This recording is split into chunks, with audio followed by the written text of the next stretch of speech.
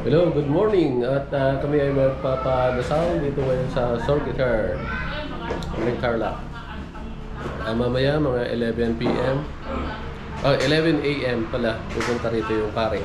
At maybe about 40 minutes to 1 hour mass. Right, sa kasalukuyan nagpa-cutter din kami. Tapos around 2 p.m. the live band's gonna come over here. Let's see. Yan na, nilalagay na yung mamaya yung foods.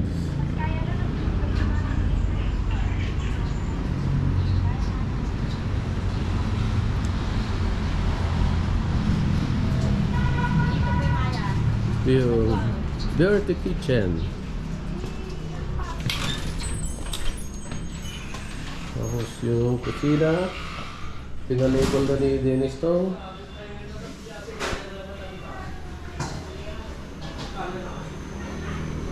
Tapos yung dito sa mga kitchen. Sa kitchen, dati pa rin. Yung party dyan, dati pa rin.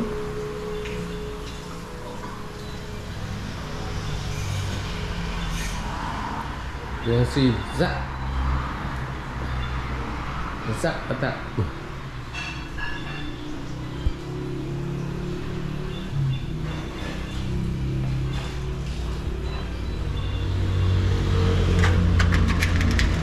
Kasi ito na yung harap. Okay.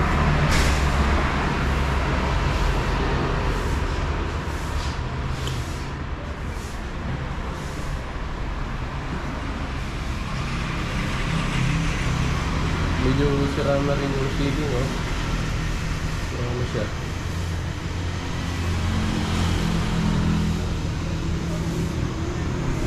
So dito, tinutantan.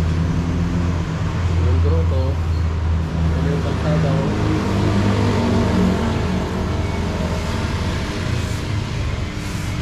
Si Heidi, nagmotor. Yung sa likod. PJ.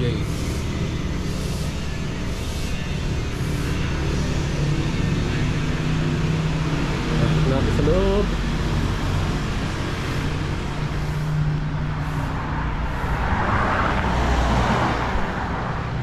Yung sasakyan ni Daryl. Yung harap mo yun.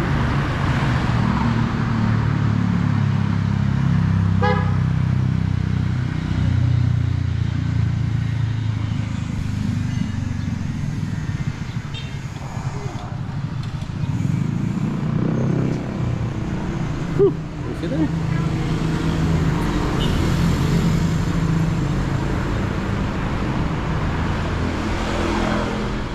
Bornay.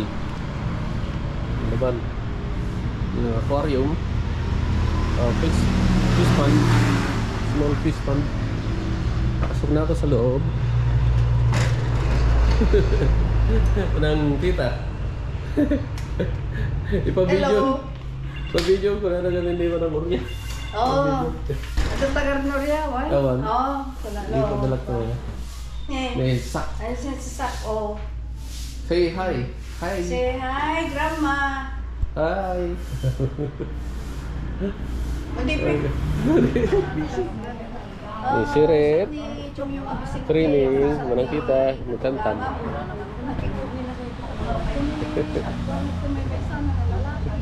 Hello. Hindi naman na yung baga nga step. Kasi malapit na dumating yung pare, mga 11. Time check, 10:30 a.m. May mass. Blessing mamaya dito. Thanksgiving mass.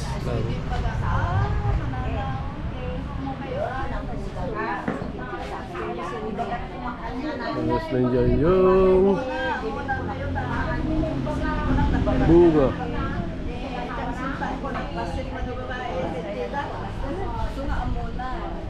Pomelo yata sa Amerika. Dito yung pare, naka-ready na rin yung table niya.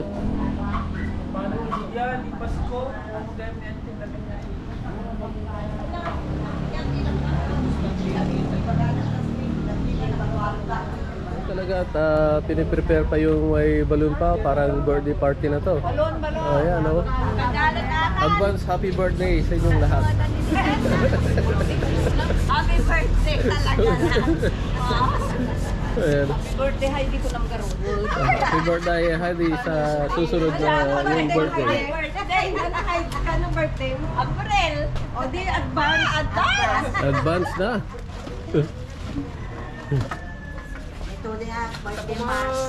Ah, si Tuding pala itong birthday celebrant. O, March. March. The birthday celebrant. Merong March, may April. Sige, advance na. Ay, 12 months. Happy New Year. Oh, may New Year pa. Ay, lalap ka ng salik. Napag-book ka.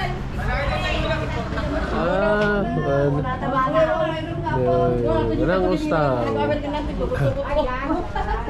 Walang kita.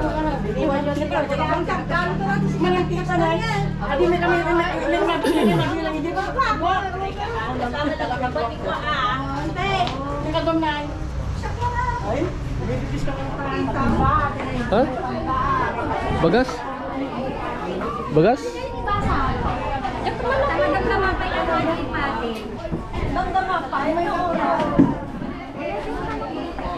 Kala ko ba 11?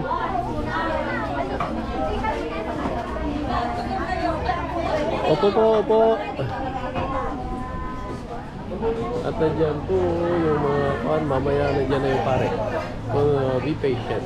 The priest gonna be on his way.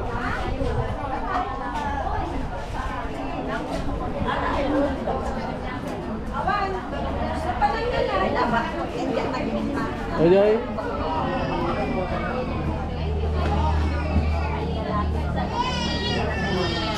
Ay. Ay. God bless. Wala ko si Alan. Okay. Oh, ni Kwam, nila kay mo. Oh, nila kay mo. Napandalag si Pinto. Ay, napandag dito. Very good. Sa kanilang pasasalamat sa ating Panginoong Diyos sa lahat ng mga biyayang kanilang tinanggap, lalong-lalo na ang biyaya ng buhay na pinagkakalob sa kanila. Magsitayo po tayong lahat. Sa ngalan ng Ama, ng Anak at ng Espiritu Santo, sumayin niyo ang Panginoon. Mga kapatid, tayo ay tinipon ng Diyos para magpasalamat sa lahat ng mga biyaya. At sa araw ng ito, pinagdiriwang ng ating simbahang Katolika ang World Day of the Sick. So ating pong ipanalangin sa misang ito ang lahat ng mga may karamdaman, lalong-lalo na yung mga miyembro ng ating pamilya na dumaranas sa karamdaman. Naway bigyan sila ng kagalingan ng Panginoon. At upang maging karapat dapat tayo sa banal na pagdiriwang, aminin natin ang ating mga kasalanan. Panginoon, kaawaan mo kami. Kristo, kaawaan mo kami. Panginoon, kaawaan mo kami. Kaawaan tayo ng makapangyarihang Diyos, patawarin tayo sa ating mga kasalanan at patnubayan tayo sa buhay na walang hanggan.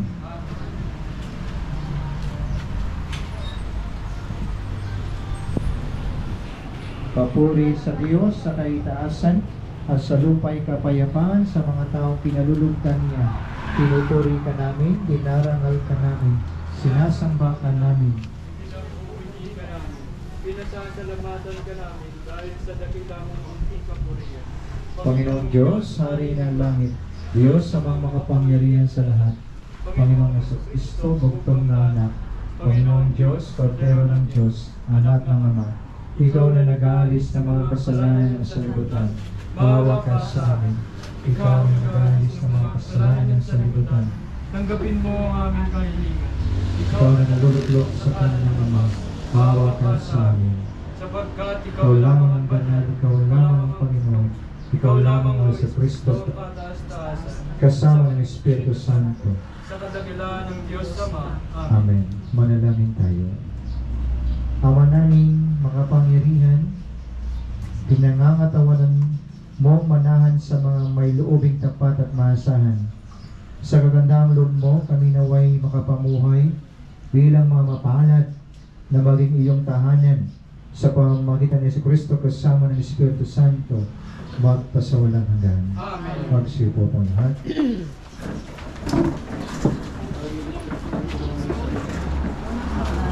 Pagbasa mula sa aklat ng Levitico. Sinabi ng Panginoon kina Moses at Aaron, kung ang balat ni man ay magbago ng kulay, mamaga o kaya'y magkaroon ng singaw na parang ketong, dadalhin siya kay Aaron o sa mga anak niyang saserdote. Ituturing siyang marumi at dito dapat kaligtaang ipahayag ng saserdote. Ang mga ketong ay dapat magsuot ng sirang damit, hindi magsusuklay, tatakpan ng kanyang nguso at laging sisigaw na marumi, marumi. Hanggang may sugat siya ay tututuring na marumi sa labas ng kampamento, mamamahan sa mag-isa. Ang salita ng Diyos. Salamat sa Diyos. Sa iyong turunan, sa iyong tulong at pagtubos, ako'y binigyan mo ng lugod. Sa iyong tulong at pagtubos, ako'y binigyan mong lugod. Makalat ang tao na tinatawad na kayaong kasalanan at nanihot na rin ang kanyang nagawang mga pagsalansa. Mapalad ang tao sa harap ng puso ay nakaratang dahilan na siya'y dapat nagkasala at hindi naninilang. Sa iyong tulong at pagtubos, ako'y binigyan mong lugod. Ako ay lumapit sa iyong harapan at sala'y inamin ang aking ginawang mga pagsalangsang, di ko inilihim. Pinagpasyahan mo ang lahat ng ito ay sa'yo'y idahin. At aking natamo ang iyong patawad sa sala kong angkin at tugon. Sa iyong tulong at pagtubos, ako'y binigyan mong lugod. Lahat ng matuwid at dapat sa poon magalak na lubos, dahil sa natamon niyang kabutihan sa kaloob ng Diyos. Sumigaw sa galak ang lahat ng tao sa kanya'y sumunod tugon. Sa iyong tulong at pagtubos, ako'y binigyan mong lugod. Ikalawang pagbasa. Pagbasa mula sa unang sulat ni Apostol San Pablo sa mga taga-Korinto. Mga kapatid, kung kayo'y kumakain o umiinom o anuman ang ginagawa ninyo, gawin ninyo ang lahat sa ikararangal ng Diyos. Huwag kayong maging sanhi ng pagkakasala ng mga Griego o mga kaanib sa simbahan o Diyos. Ang sinikap ko naman mabigyan kasiyahan ang paglatao sa bawat ginagawa namin. Hindi ang kapakanan ng harap upang maligtas sila. Tularan ninyo ako gaya ng pagtulad ko kay Kristo. Ang salita ng Diyos. Salamat sa Diyos. Magsitayo mo tayo. Alleluia, alleluia. Narito dumating na isang dakilang propeta, sugo ng Diyos sa bayan niya. Alleluia, alleluia. Sumayin niyo ang Panginoon, ang mabuting balita ng Panginoon ayon kay San Marcos. Papuri sa iyo, Panginoon. Noong panahong iyon, may isang ketonging lumapit kay Jesus, nanikluhod at nagmakaawa. Kung ibig po ninyo'y mapagagaling ninyo ako. Nahabag si Jesus at hinipo siya, sabay ang wika, ibig ko, gumaling ka. Noon din nawala ang ketong at gumaling ang tao. Pinalis siya agad ni Jesus matapos ang ganitong maigpit na bilin. Huwag mong sasabihin ito kanino man. Sa halip ay pasuri ka sa saserdote. Pagkatapos maghandog ka ayon sa iniutos ni Moises upang patunayan sa mga tao na ikaw ay magaling na. Ngunit umalis siya at bagkus ipinamalita ang nangyari. Ano ba't hindi na hayagang makapasok ng bayan si Jesus? Naroon na lamang siya sa labas sa mga ilang na pook at doon pinagsasadya ng mga tao buhat sa iba't ibang dako ang mabuting balita ng Panginoon. Pinupuri ka namin, Panginoong Jesucristo. Pagsiupo po lahat. Muli po, magandang umaga po sa inyo lahat. Pagpasensya nyo na, no? Medyo na late ata ako, no? May galing pa ako ng Karael, eh. So, pag Sunday talagang yung pare, mahirap. Hanapin. So, galing pa ako Karael. Ngayong araw din po ay pinagdiriwan natin ang kapistahan ng Birhen ng Lourdes, no? So, binigyan din natin ng mga panalangin ng mahal na ina. Sa narinig po natin Ebanghelyo ngayon, narinig natin ng encounter ni Jesus at ng taong may ketong. No? Well, alam naman po natin, no? Yung mga batang, yung mga may edad na dito, there was a time na ang ketong pinagdidirihan natin. No? Ang ketong iniiwasan natin. No? There was a time. No?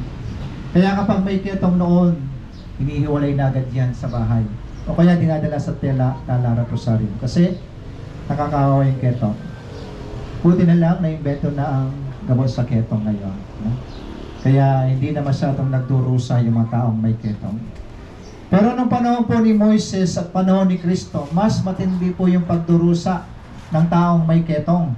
No? Balikan po natin yung unang pagbasa. Sa unang pagbasa, mayroon pang ang panuntunan kung anong gagawin sa mga taong may ketong. Sabi dito, ang may ketong ay dapat magsuot ng sirang damit. Well, noong panahon ni Moises, iba yung damit nun, para mga balabal yun. So, ibig sabihin, nakasuot ka ng sirang mga balabal. Hindi magsusuklay, tatakpan ng kanyang uso, at laging sisigaw, marumi, marumi. Kasi yung panahon ni Moses, marumi ang tawag nila sa mga may ketong. Sa malalim pong pag-aaral ng mga kultura ng mga Hudyo, ang taong may ketong namumuhay sa mag-isa sa labas ng bayan. Nandun lamang sa tent na yon. Bawal siyang lapitan ng mga tao. Kaya ang mga taong may ketong noon, hinahagisan na lang po ng tinapay, no? Para makakain. Kung wala maghagis ng tinapay sa kanila, mamamatay sa gutom yung taong may ketong ngayon. Hindi rin siya pwedeng makihalubila sa mga tao noon. Kasi nga marumi siya. And religiously, tingin ng mga Hudyo sa taong may ketong, makasalanan. No? Marumi sila. So basically, during the time of Moses and during the time of Jesus, ang taong may ketong, nobody siya. No? Wala siyang silbi sa lipunan, wala siyang kwenta sa lipunan. Kaya kung ilalagay natin ang sitwasyon natin sa taong may ketong ng panahon ni Kristo, napakasakit sa kanya. Nagduro siya siyang mag-isa. Kaya nga sa Gospel, sa Ebanghelyo, nagtagpo si Kristo at yung taong may ketong. Bagamat bawal siyang lumapit kay Kristo, pero nandun yung pagnanais niyang gumaling. Kaya nga ang sabi niya kay Kristo, kung ibig po ninyo'y mapagaling ninyo ako. Nahabag po ang Panginoong Yesus. Kaya ang sabi niya, ibig ko, gumaling ka. Immediately, nawala yung ketong ng tao. So hindi lamang siya gumaling physically, pwede na siya makisalamuha sa tao ngayon. No? Tanggap na siya ng tao ngayon. Hindi na siya titingnan na marumi, malinis na siya. Hindi na siya titingnan na makasalanan kasi gumaling na siya. Ito po ang Panginoong Jesucristo kung paano siya magpagaling ng tao. Pinagagaling niya yung buong pagkatao ng taong may sakit. Hindi lamang physically, kundi yung buong pagkatao. Well-being of the person was restored because Christ healed that person. Ganun po magpagaling ang Diyos natin. Malimit kapag lumalapit tayo sa Diyos, kapag mayroon tayong nararamdaman, ang dasal natin, Panginoon, pagalingin mo. Pagalingin mo ang aking sakit. Ang ating pong Ebanghelyo ngayon, nagtuturo sa atin, kapag tayo ay lumalapit sa Panginoong Yesus, Meron tayong karamdaman, ang dasalin natin ay, Panginoon, pagalingin mo ang buo kong pagkatao. Hindi lamang ang aking karamdaman. Dahil kayang gawin ni Kristo yan. Pangalawa, sa ating ebanghelyo, ang taong may ketong, no? Nasa punto na siya, nawawala na siya ng pag-asa. Pero, nandun pa rin ang desire niya, kagustuhan niyang gumaling. At yung kagustuhan niyang gumaling na yun, ang nagtulak sa kanya para lumapit kay Kristo. Alam ng taong may ketong na ito na meron siyang karamdaman at tanging si Kristo lamang ang makapagpapagaling sa kanya. Dahil sa ganong disposisyon, nakuha niya ang ninanais niya, ang kagalingan. Katulad din po natin ang taong ito. Lahat po tayo ay mayroong kanya-kanyang karamdaman. Lahat po tayo ay nangangailangan ng kagalingan. Lahat tayo ay may sakit. Aanin mo ang kayamanan kung nilalayuan ka naman ng tao. May sakit ka pag meron kang gano'n. Aanin mo ang magandang estado sa buhay. Kung ayaw naman ng tao sa iyo, may sakit ka na. Meron tayong sakit na minsan hindi natin nakikita. Maaaring sa isip natin nandyan yung mapanghusgang at hindi magagandang naisip natin sa kapwa natin. May sakit tayo na. Nandyan sa kalooban natin yung mga galit na hindi maalis-alis. May sakit tayo na. Nandyan yung mataas na pride sa buhay natin. May sakit tayo na. Lahat po tayo ay nangangailangan ng kagalingan. At yung mga sakit na yan, walang ibang gamot yan. Ang gamot ng pride, wala yan sa botika. Ang gamot sa galit, wala rin yan sa mercury drug. Ang sakit sa mapagmataas, wala rin sa botika yan. Yung masamang naisip natin, wala rin yan magbibiling gamot sa botika. Anong gamot dyan? Si Kristo. Si Kristo. May mga sakit tayo na tanging Diyos lamang ang makakapagbigay ng lunas. Yan ang pangalawang itinuturo sa atin ng Ebanghelyo ngayon. Lahat po tayo ay nangangailangan ng kagalingan dahil lahat tayo ay may karamdaman at tanging Diyos lamang ang makapagbigay ng kagalingan sa karamdaman na yan. Magsitayo po tayong lahat. Sumasampalataya ako sa Diyos sa mga makapangyarihan sa lahat na may gawa ng langit at lupa.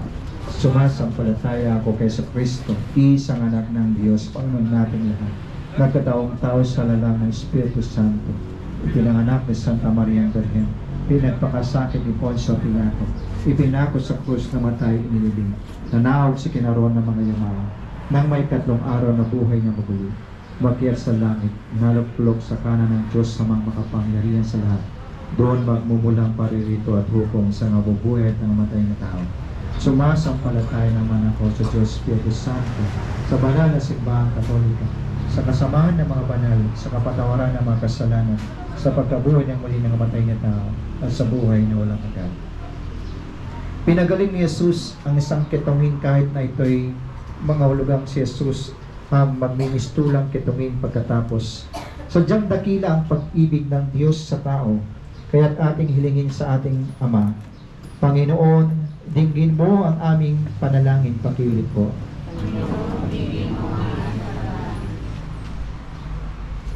Pinagaling ni Jesus. Taglayin nawa ng simbahan at ng mga pinuno nito ang tapang na binubunsod ng Espiritu Santo nang sa gayoy mapangatawanan ang pangakong maging simbahan ng mga duka. Manalangin tayo. Panginoon, tingin mo ang aming panalangin. Huwag nawang matakot ang mga namumuno sa pamahalaan na bumalangkas ng mga programa na maaring umani ng batikos, subalit tunay namang mapakikinabangan ng mga maralita. Manalangin tayo. Panginoon, tingin mo ang aming panalangin. Bigyang pag-asa at lunas mo nawa ang ang mga kapatid namin may sakit at dumaraan sa matinding pagsubok sa buhay, manalangin tayo. Panginoon, tingin mo ang aming panalangin. Manindigan nawa ang ating pamayanan sa dangal ng manararapat sa bawat tao. Kukupin nawa natin at pagtanggol ang karapatan ng mga matatanda, mga may kapansanan, at mga bata. Manalangin tayo.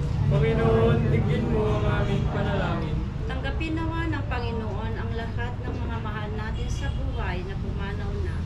Patuloyin nawa sila sa kanyang kaharian kung saan pinapawi ang paghihirap at kalungkutan. Manalangin tayo. Panginoon, tingin mo ang aming panalangin.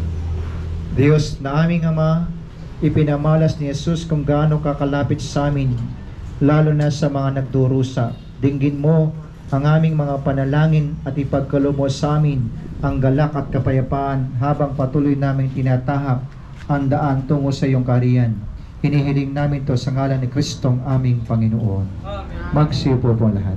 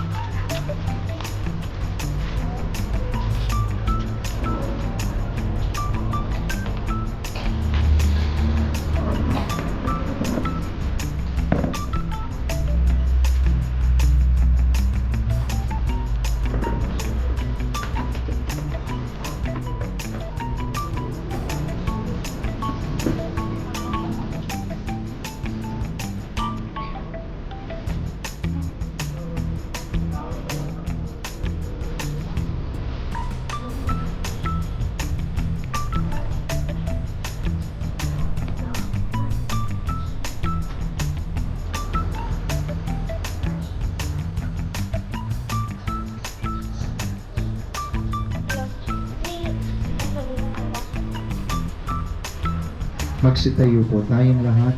Manalangin kayo mga kapatid upang ating paghain ay kalugdan ng Diyos sa mang makapangyarihan. Tanggapin nawa ng Panginoon itong paghain sa inyong mga kamay, sa kapurihan niya at karangalan, sa ating kapakinabangan at sa buong sambay niyang banal. Ama naming lumikha, kami naway dalisahin at panibaguhin ng aming gaganaping paghain. Kami naway itaguyod ng gagawin namin ito sa pagnanais naming sundin ng loob mo sa pamamagitan ni Kristo kasama ng Espiritu Santo magpasawalang hanggan. Sumainyo ang Panginoon, itaas sa Diyos sa inyong puso at diwa. Itinaas na namin sa Panginoon. Pasalamatan natin ang Panginoong ating Diyos. Marapat na siya ay masalamatan. Ama naming makapangyarihan, tunay ngang marapat na ikaw ay aming pasalamatan sa pamamagitan ni Kristo na aming Panginoon. Siya ay naging kapwa naming maasahan upang may manguna, umako sa pananagutan. Dahil hangad mong magbago ang kinamihas ng pagkanya-kanya ng sangkatauhan.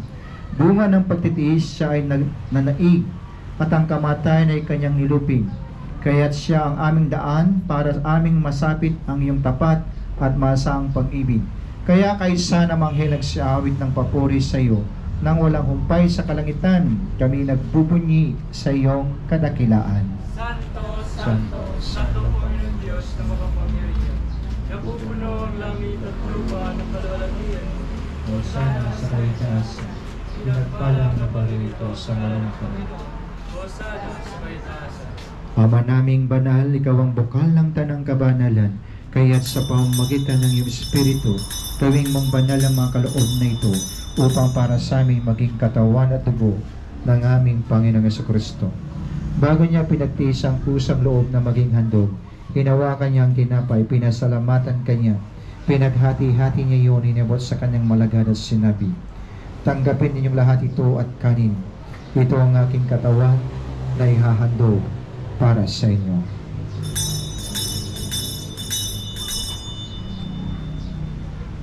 Gayun din naman nang matapos ang hapunan, hinawakan niya ang kalis, muli kanyang pinasalamatan. Iniabot niya ang kalis sa kanyang malagad at sinabi, tanggapin ninyong lahat ito at inumin. Ito ang kalis ng aking dugo, ng bago at walang hanggang tipan. Ang aking dugo na ibubuhos para sa inyo at para sa lahat, sa kapagpapatawad ng mga kasalanan. Gawin ito bilang pag-alala sa akin.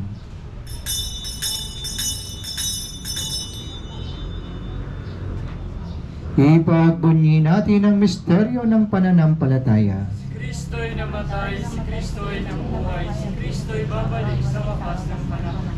Ama, ginagawa namin ngayon ang pag-alala sa pagkamatay at muling pagkabuhay ng anak. Katinalay namin sa iyong tinapay na nagbibigay buhay at ang kalis na nagkakalob ng kaligtasan. Kami nagpapasalamat dahil kami yung minarapat na tumayo sa harap mo para maglingkod sa iyo. Isinasamo namin kaming magsasalo-salo sa katawan at dugo ni Kristo ay mabuklod sa pagkakaisa sa pamamagitan ng Espiritu Santo. Ama, lingapin mo simbahang laganap sa buong daigdig. Puspusin mo kami sa pag-ibig kay San Francisco naming Santo Papa, ng mga obispo, ng mga kaparian at ng mga pamilyang naririto. Alalahanin mo rin ang mga kapatid naming nahimlay nang may pag-asang sila'y muling mabubuhay. Gayon din ang lahat ng mga pumanaw. Kawan mo sila at patuloy sa iyo. Kawan mo at pagindapatin kaming lahat na makasalo sa iyong buhay na walang wakas. Kaysa na mahal na Birheng Maria na ina ng Diyos, ni San Jose na kanyang esposo, kaysa na mga apostol at lahat ng mga banal na namuhay dito sa daigdig ng kalugod-lugod sa iyo, may pagdiwang naman namin ang pagpupuri sa ikararangal mo sa pamamagitan ng anak naming Panginoong Jesucristo. Sa pamamagitan ni Kristo, kasama niya sa Kanya, ang lahat ng parangal at papuri ay sa iyo, Diyos sa mga makapangyarihan, kasama ng Espiritu Santo, magpasawalang hanggan. Tayo ngayon ay manalangin.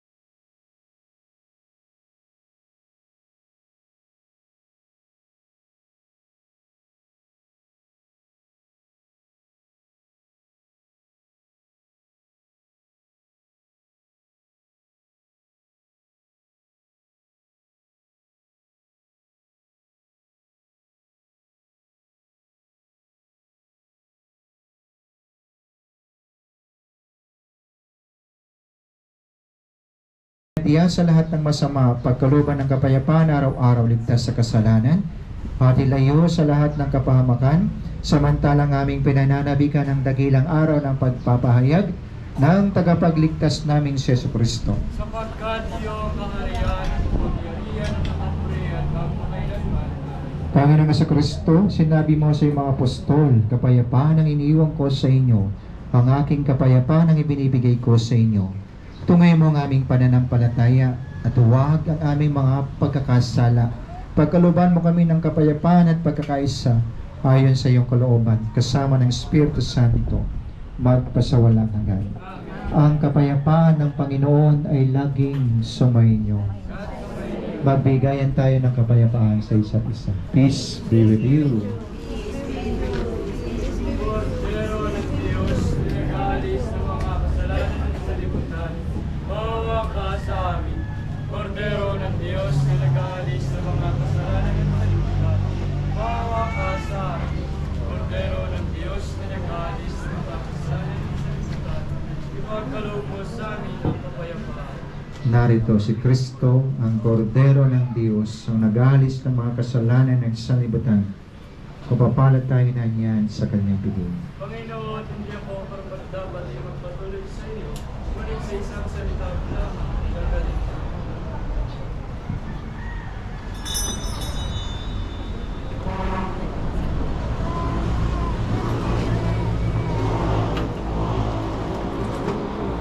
Yung po mga nakahandang magkomunyon, lumapit lamang po.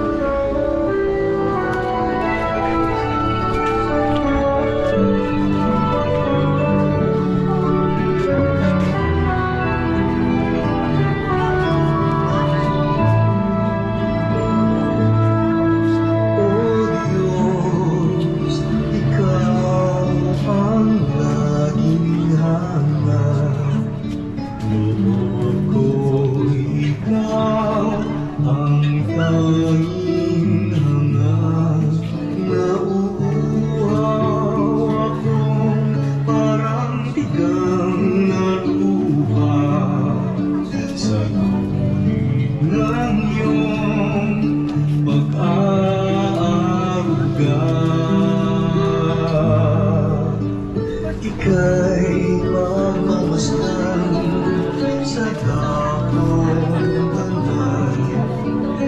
Makita ko ang iyong pagkaraman. Dadalangin akong nakataas aking kamay. Magagalak na hawig ng papuring iaalay. Ngunit ako'y ikaw habang naimlay. Pagkat ang tulong mo sa tuwina'y taglay sa lilim ng iyong mga papat. Magsitayo po tayong lahat. Manalangin tayo. Ama naming mapagmahal, kami pinapagsalo mo sa banal na pakikinabang ay gawin mong laging manabik na pagsaluhan ang kaloob mong ito sa aming kabubuhay sa pamamagitan ni Jesucristo kasama ng Espiritu Santo magpasawalang hanggan. Maraming salamat po sa pag-imbita sa akin para makapagdiwang po ng misang pasasalamat po dito sa inyo. Ako po si Father Lito Gamboa, ang Parish Priest po ng St. Padre Pio Parish dyan po sa Tambugan, Kamiling. Sumayin niyo ang Panginoon at pagpalain kayo ng makapangyarihang Diyos Ama, Anak at Espiritu Santo. Tapos na ang ating misang pasasalamat, humayo kayo sa kapayapaan. Salamat sa Diyos. A blessed Sunday po sa inyo.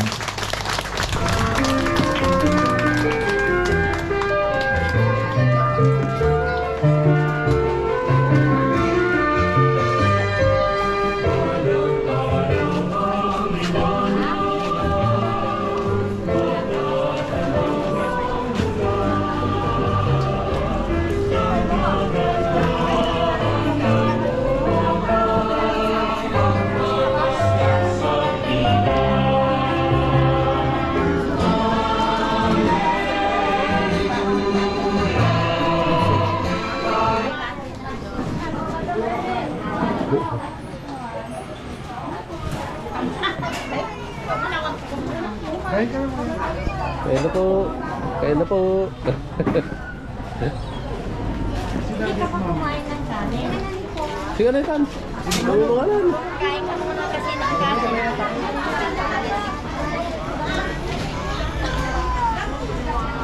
Yung mga pang-maintenance dyan, ha? Sinabas nyo na sa pocket niyo. Ay. Doon po. Mabigat. Kompleto na yan, Dennis. May daapanan, boss. Doon po sa tabi na lang. Direct. Wala ba itong hawak? Mag-distribute kasi. Ice cream. Sino pong gusto ng ice cream? Ay, yung kiling nyo. Eh. Ice cream kayo dyan. Ice cream kayo dyan.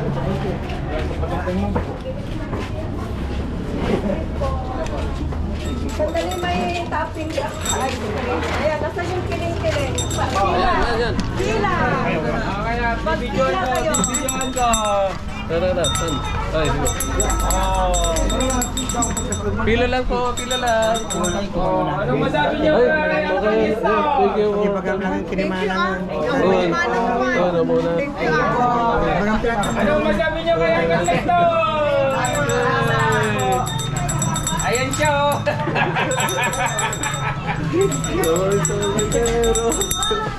Pag ako may bayad, kaya ang Nestor wala. Uy, ano pa? Ay, naka-play pala. 1, 2, 3. Sir Duaman. Salamat po. Auntie Tita. 2, 3. Maraming salamat, Auntie Tita, Auntie Nestor, Auntie Mira. 2, 3. Maraming salamat, Auntie Tita, Auntie Nestor, Auntie Mira.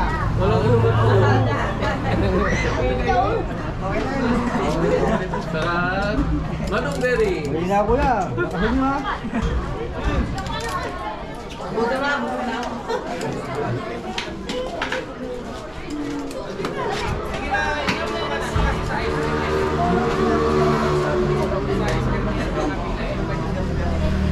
Okay na. Pila na.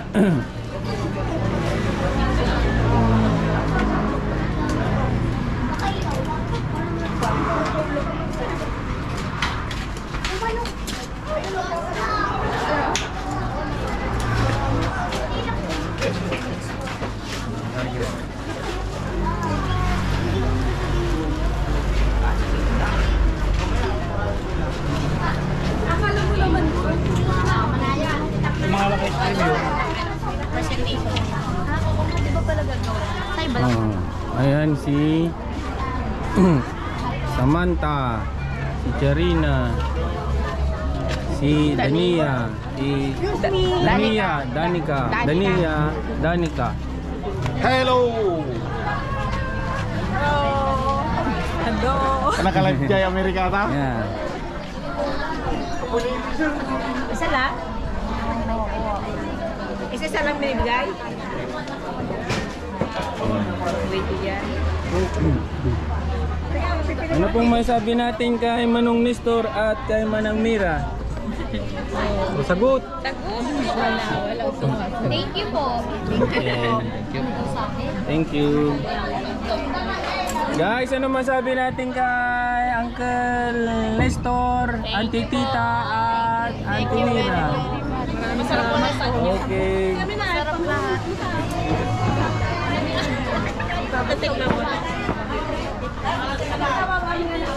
Anong masasabi natin kay Manang Tita, Manong Nestor at Manang Mira? Guwapo. Mabait sila. Thank you. Thank you.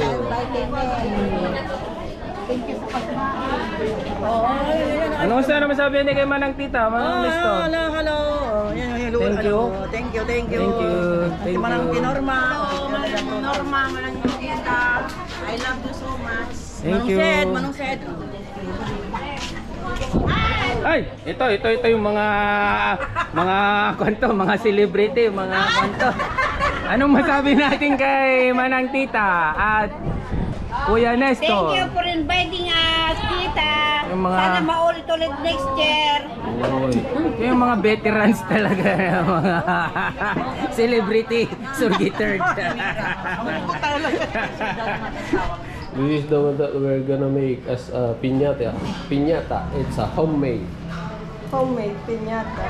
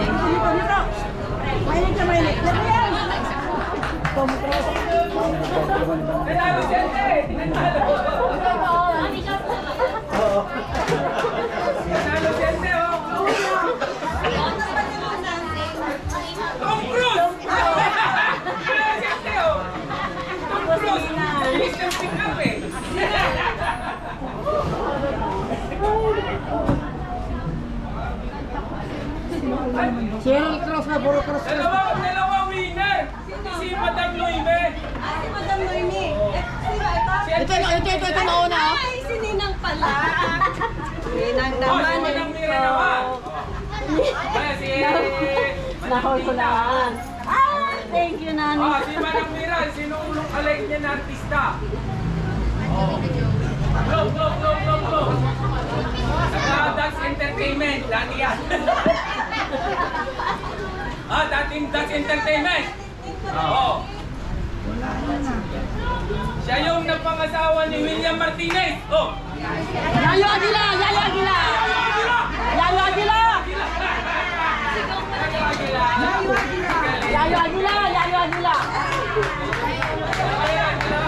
Aguila! Dalawang showbiz to. Hoy! Yayo Aguila!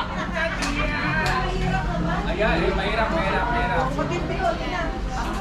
Si Juan naman. Manang Tita. Manang Tita. Wala niya kung saan siya. Nasa kwarto. Si Manang Tita, sino yung kamukha niya? Ano niya? Oh. Local lang ha, local lang. Kasama siya sa... May star yan mo ngayon eh. Sa harap. Superstar, Megastar. Star of all seasons. Bilo Santos. Megastar.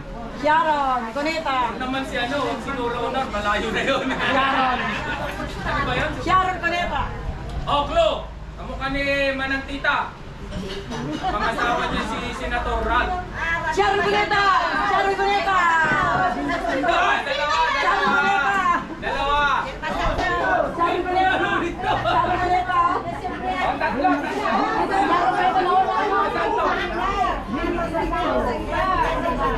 Ibigay na sa iba pag nanalo na. Ay, oo!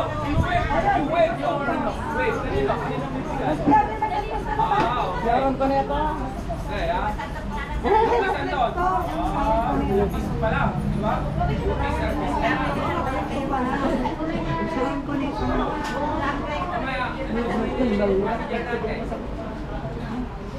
I won't be masantos. Oh, tama. Siya na ito siya. Maalala natin. O, yung mga senior ha, senior. Bigay ng isang idea kung ano yung naalala nyo sa lugar na ito. Yung medyo broad, yung medyo malalim, yung may istorya. Yung maganda, yung hindi nyo makakalimutan. O, sino yung nasa harapan? Say something. O, sige. Talagang... Senior ba o pwedeng bata? Mamasyal kayo dito. O, anong napapansin nyo dito sa lugar na ito?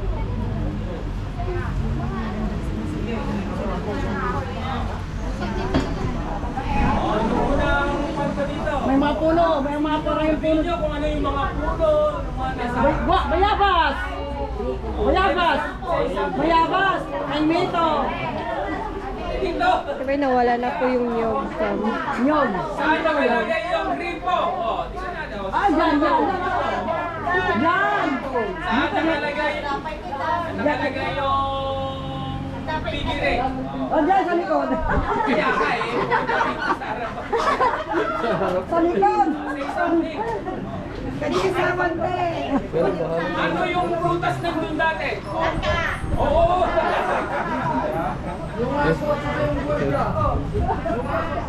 Ora. 60. Ora, nagsaw ka mo na. Vlog na yan eh. Vlog na.